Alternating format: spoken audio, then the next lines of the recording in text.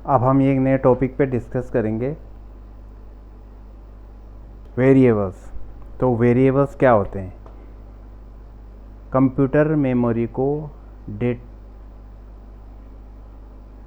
Memory में data को store करने के लिए वेरिएबल का यूज करते हैं।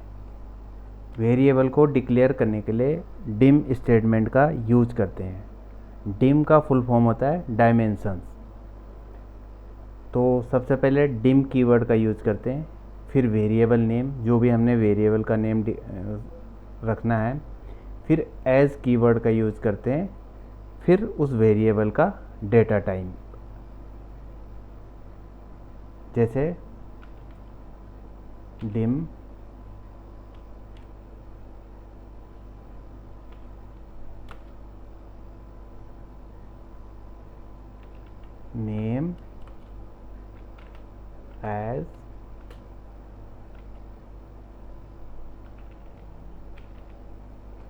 Name as string. तो नेम क्या है? नेम जो वेरिएबल हमने डिक्लेयर किया, एज कीवर्ड हो गया, स्ट्रिंग डेटा टाइप हो गया। तो जब ये वेरिएबल इनिशियलाइज होगा तो इतनी मेमोरी, इस डेटा टाइप के रिक्वायरमेंट की मेमोरी कैश मेमोरी में मेमोरी एलोकेट कर देगा।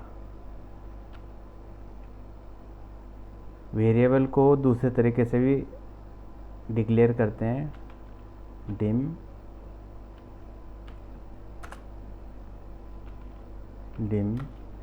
आई वेरिएबल नेम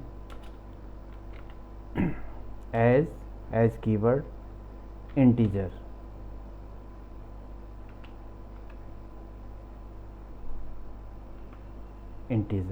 इक्वल 100। तो इसमें हमने इसकी वैल्यू असाइन डिक्लेयर करने के साथ ही वेरिएबल की वैल्यू असाइन कर ली। जैसे एक ही टाइप के 2-3 वेरिएबल होते हैं तो उनको हम कॉमा लगा के डिक्लेयर कर सकते हैं। जैसे डिम, अब 3 वेरिएबल, जैसे आई एक वेरिएबल है, आई तो हमने डिक्लेयर कर दिया इसलिए डिक्लेयर नहीं कर सकते। जे के दूसरा वेरिएबल, तीसरा वेरिएबल एल एज इंटीजर। तो इस तरीके से भी हम वेरिएबल को डिक्लेयर कर सकते हैं। फिर उसकी वैल्यू असाइन करते हैं, असाइन जे इक्वल 10, के equal 20, L equal 25। Without data type भी वेरिएबल को डिक्लेयर कर सकते हैं। उसका data type automatically variant select हो जाता है। जैसे dim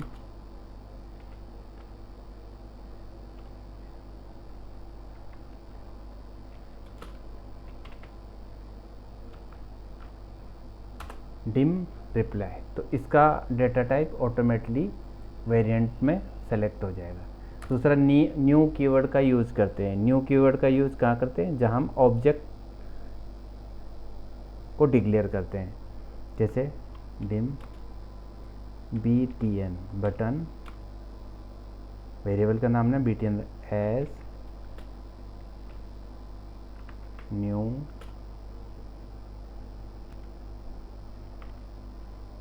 Windows dot form dot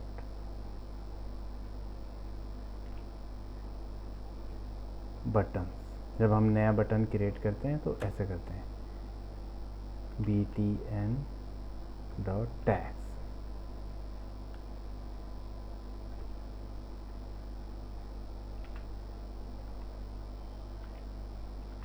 tags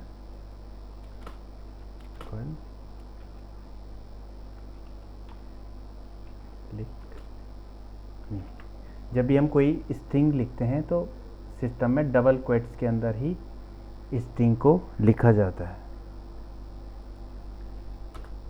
BTN dot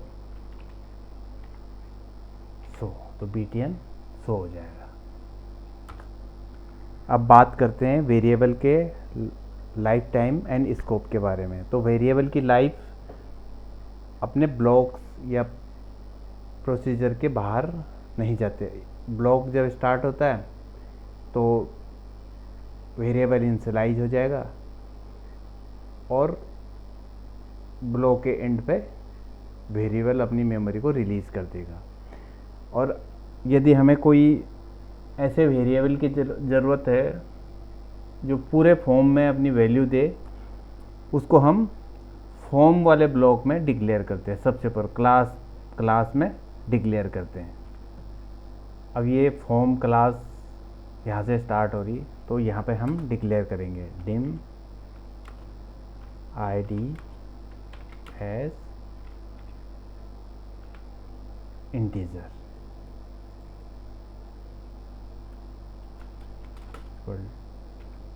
100। तो इस वेरिएबल को हम किसी भी ब्लॉक में यूज कर सकते हैं।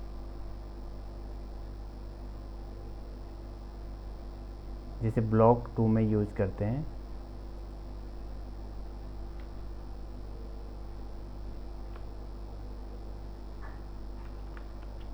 टैग्स 1 डॉट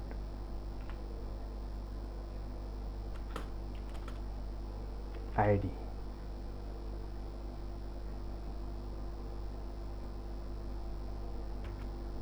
वेरिएबल डिक्लेयर करने के कुछ रूल होते हैं। पहला रूल ये होता है कि कोई भी डुप्लीकेट वेरिएबल डिक्लेयर नहीं होना चाहिए। एक ही नाम के 2 वेरिएबल डिक्लेयर नहीं होने चाहिए। तीसरा है कि कोई इसमें वाइट स्पेस नहीं होना चाहिए। जैसे dim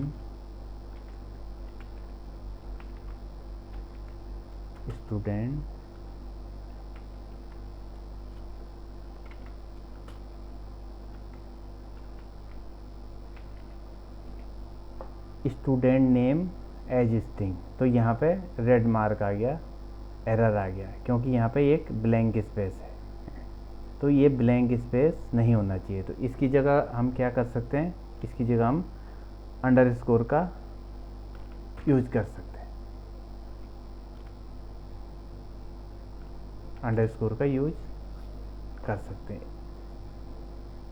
दूसरा नियम होता है कि वेरिएबल कभी भी न्यूमेरिक नंबर से शुरू नहीं करते। जैसे 2 डाला तो यह एरर आ गया, भले ही हम न्यूमेरिकल को इसके पीछे लिख दें, लेकिन आगे नहीं लिखते।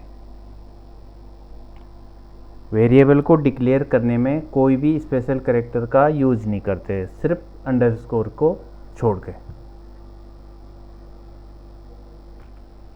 वेरिएबल को डिक्लेयर करने में किसी भी रिजर्व कीवर्ड का यूज़ नहीं कर सकते। रिजर्व कीवर्ड क्या होते हैं कि वो ऐसे कीवर्ड जो प्रोग्रामिंग लैंग्वेज में सिस्टम में यूज होते हैं, यानी उनका एक स्पेशल मीनिंग होता है, तो उनका हम यूज नहीं कर सकते। जैसे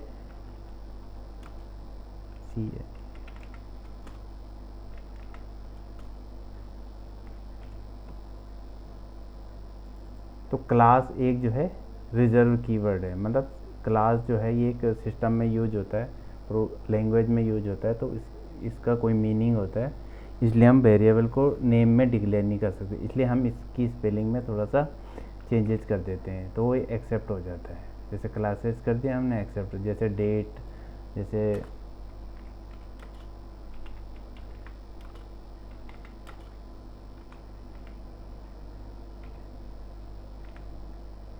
तो डेट एक रिजर्व कीवर्ड है, क्योंकि डेट का मतलब डेट होता है, तो इसको हम डेट की जगह हम इसको dt कर सकते हैं। तो इन कीवर्ड्स का हम यूज़ नहीं कर सकते। अब प्रोग्राम को रन करते हैं, बटन 2 को क्लियर करते हैं। तो हमने वहाँ पे dt की वैल्यू डिक्लेयर की थी नाउ, तो ये करंट डेट डिस्प्ले हो गई। नाउ की वैल्यू इस टाइप से आती है, current date current time display हो गया। और बटन 3 को क्लिक करेंगे तो बटन 3 में हमने dt की वैल्यू id की वैल्यू डिस्प्ले करनी थी। तो बटन 3 क्लिक कर दे तो id की वैल्यू यहाँ डिस्प्ले हो गई। वीडियो पसंद आई हो तो वीडियो को लाइक कर दें और चैनल को सब्सक्राइब कर दें।